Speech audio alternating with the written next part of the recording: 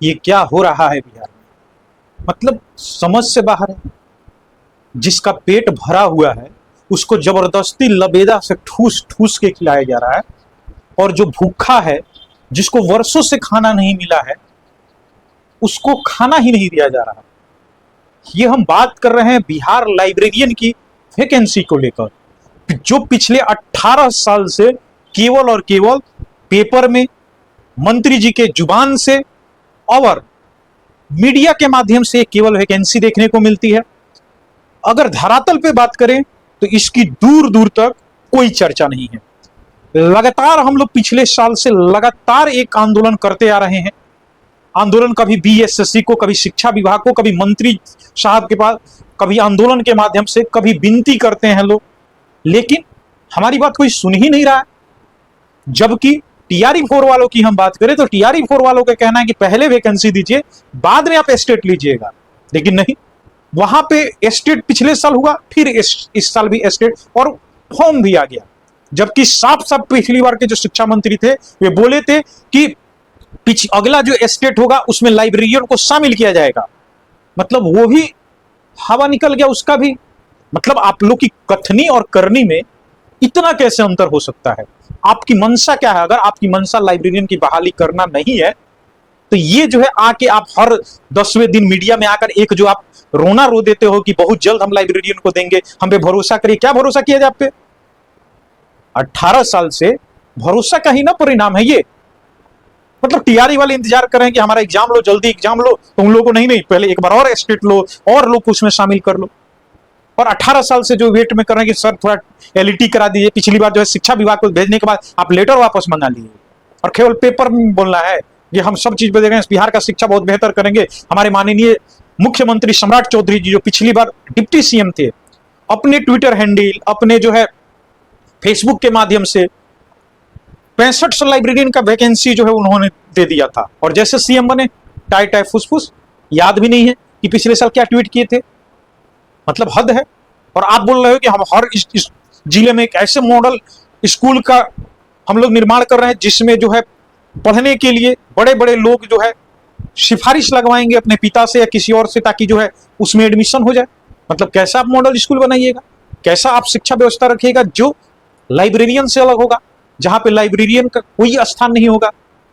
माफ करिएगा सर, ऐसी बातें का ही परिणाम है कि आप देख रहे हैं कि नीतीश कुमार और आपके लोकप्रियता में कितनी कमी हुई है। नीतीश कुमार बिहार को कैसे लेकर जा रहे थे और आप कैसे लेकर आ रहे हो? जब से आप सीएम बने हो, छात्रों को बहुत उम्मीद था, क्योंकि ये युवा बोला जाता है कि आप युवा हो, युवाओं की बात आप सुनोगे, लेकिन आप तो नीतीश का भी, मतलब उनसे भी कहा जाता है कि निचले स्तर के आप सीएम निकले। इसी का परिणाम है कि बाकी पूरा आपने हारा और भी हारे। अगर ऐसे ही रवैया रहेगा तो विश्वास करिए आप जो है अगली बार सीएम नहीं बन पाइएगा। अभी आप इलेक्टेड सीएम नहीं है, इस चीज को ध्यान रखिए। आपको सर बनाया गया है, चीजों का आप ध्यान दीजिए, जो चीज कमी है उसको पूरा करिए। अभी देख रहे हैं कि बिहार में शिक्षा व्यवस्था को लेकर क्या चल रहा है। बीएसएससी एक आपका बोर्ड है जो एग्जाम ही नहीं लेता है। बिहार इंटर लेवल का फॉर्म जो है 3 साल पहले भरवाया गया, आज तक वो फॉर्म डलवा रहा है। वैसे आयोग को तो ताला बंद कर देना चाहिए।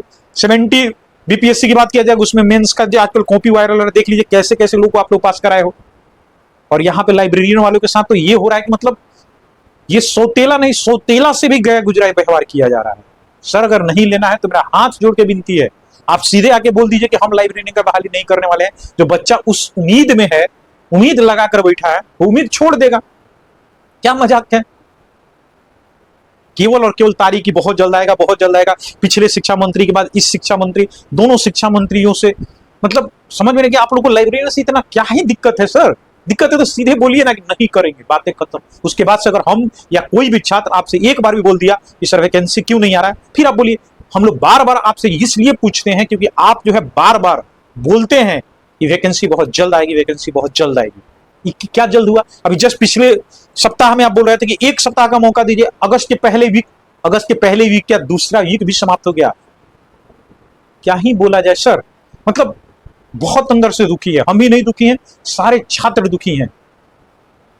वे उम्मीद लगाकर बैठे हैं सर। वो सड़कों पर इसलिए नहीं उतरते हैं क्योंकि वे अधिकांश तो उसमें से शादीशुदा वाले हैं, ज्यादातर उसमें महिलाएं हैं जिन पे जो बहुत सारी जिम्मेवारी है। वो बिहार के दूर दराजे इलाके में रहते हैं, वहां से आना असंभव रहता है। एक तो महिलाओं को घर से निकलना भी बहुत ज्यादा जो है दुरह का काम है, उसमें से आंदोलन के लिए आना, परिवार का इतना ज्यादा दबाव होता है कि वो लोग चाह के भी नहीं आ पाते हैं। तो क्या अगर हम लोग एक बहुत बड़ा आंदोलन नहीं कर पाते हैं तो हमारी बात नहीं सुनी जाएगी? मतलब बिहार में या पूरे देश लेवल पे जब तक आंदोलन न हो, एक बहुत बड़ा आंदोलन न हो, तब तक आप लोग की ध्यान भी नहीं जाएगी। मतलब क्या है, टीआरई वाले आपसे मांगे थे, एस्टेट का कोई डिमांड था आपसे? कोई डिमांड नहीं था, कोई नहीं चाह रहा था कि एस्टेट हो। अभी सब कोई चाह रहा था कि टीआरई हो जाए, पहले टीआरई समाप्त हो जाए, फिर जो है एस्टेट होगा। लेकिन आपने जबरदस्ती एस्टेट हटा दिया। सबका डिमांड था कि भैया एलईटी लो, एलईटी लो, एलईटी लो, और नहीं लेना है एलईटी तो साफ खत्म करो, क्योंकि एलईटी जरूरी नहीं है।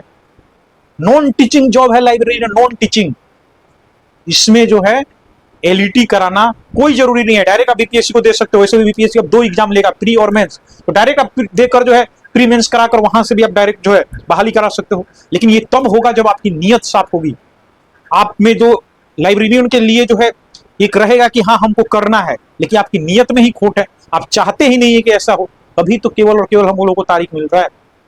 और बाकी जो लाइब्रेरियन के छात्र हैं उनसे हम क्या ही बोले, आपसे तो बोलना ही बेकार है सर। हमसे केवल शिक्षकों का दोष है, शिक्षकों को आगे गाली दे देना है कि तुम्हारे चलते नहीं आ रहा, हाई नहीं करा। आप अपने गिरवान में जाके देखिए ना कि आप क्या कर रहे हो। जब भी बुलाया जाता है कितनी संख्या में आते हो, और गाली देने के लिए कितना संख्या में आते हो।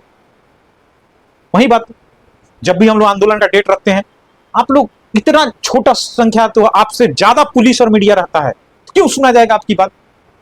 आप लोग से तो है ही बहुत ज्यादा शिकायतें हम। दूसरा, हम कहते हैं कि एक मंच पे सबको यही एक जगह इकट्ठा हो, इसके लिए हम बार बार बोलते हैं कि थोड़ा सा वीडियो को शेयर करिए ताकि आंदोलन चीज लोग वहां पे आए। तो आप तो वीडियो देख लेते हो, शेयर भी नहीं करते हो, चैनल सब्सक्राइब भी नहीं। कुछ लोगों को लगता है कि सब्सक्राइब करने से हम राजा बन जाएंगे। बाबू, हम राजा नहीं बनेंगे।